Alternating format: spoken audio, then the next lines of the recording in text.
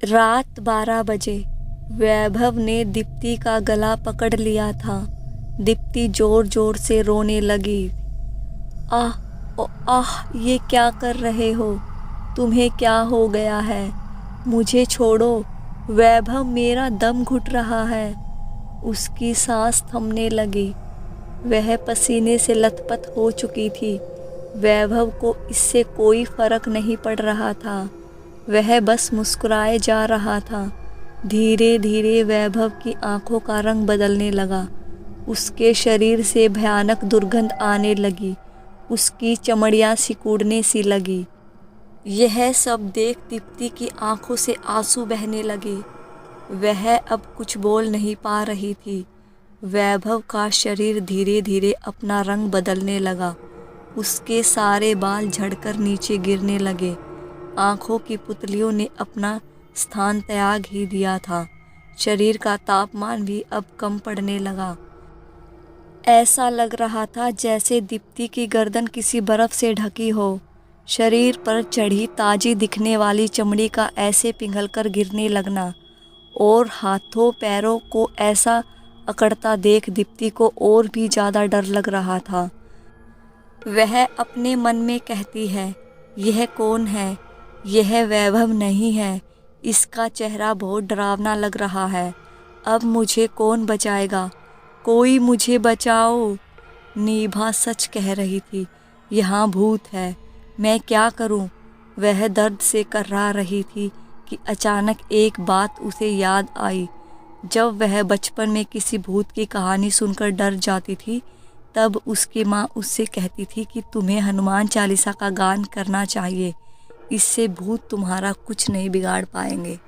उसने अपने मन में यह बात सोची और मन ही मन हनुमान चालीसा का गान शुरू कर दिया।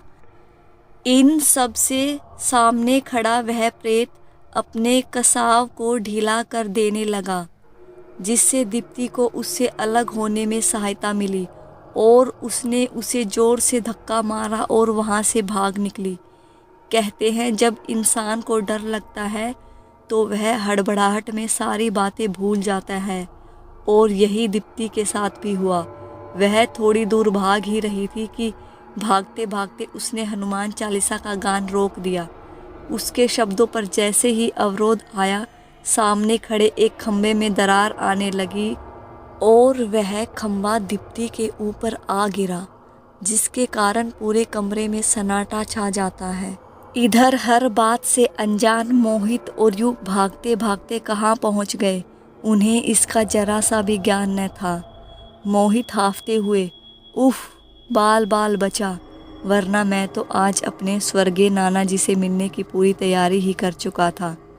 मोहित थककर फर्श पर लेटते हुए, मुझसे अब और नहीं दौड़ा जा रहा। पहले दीप्ति ने दौड़ाया और अब यह। वह कुछ सोच कर रुक जाता है और खड़ा हो जाता है। हमें जल्दी से यहाँ से निकलना होगा और दीप्ति को ढूंढना होगा।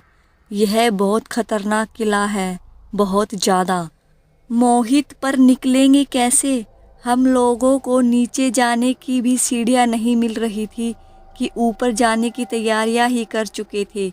युग बातों को पूरा करते हुए कहता है, यार, पर मुझे अब बहुत डर लग रहा है। काश हमने नीभा की बात मान ली होती और इस जगह न आते। इतना कहते ही वह फर्श पर बैठ जाता है और अपने माथे को पकड़ लेता है। युग उसके पास आकर उसके कंधे पर हाथ रख बैठ जाता है। दोनों वहाँ थोड़ी देर बैठे हुए ही थे कि उन्हें किसी की चीख सुनाई दी। चीख की आवाज़ सुन दोनों हड़बड़ाकर उठते हैं और खड़े हो जाते हैं। युग आगे बढ़कर, यह किसकी आवाज़ थी? कहीं दीप्ति की तो नहीं? वह अपना माथा पकड़ लेता है। मोहित उसके पीछे से आकर, नहीं यार, ऐसा मत बोल, उसे कुछ नहीं होगा। युग चिल्लाते हुए कहता है, अरे क्या कुछ नहीं होगा? अरे वह जड़ें दीप्ति को अपने साथ ले गई थी और कहाँ ले गई वह भी नहीं पता। मोहित युग को गले लगा लेता है और उसको सहारा देने लगता है। तुम चिंता ना करो, हम फिर से उसे ढूंढेंगे। इधर उधर देखते हुए देखो युग, हम दोनों किले की छत पर हैं। हम यहाँ से किले के बाहर निकल जाएंगे। मोहित की बात सुनकर युग को थोड़ा सा हौसला मिलता है। वह इधर उधर देखने लगता है। उसके मन में जैसे नई चेतना जाग उठी हो। दोनों किले की छत से नीचे देखते हैं तो वह बहुत ऊंचे थे।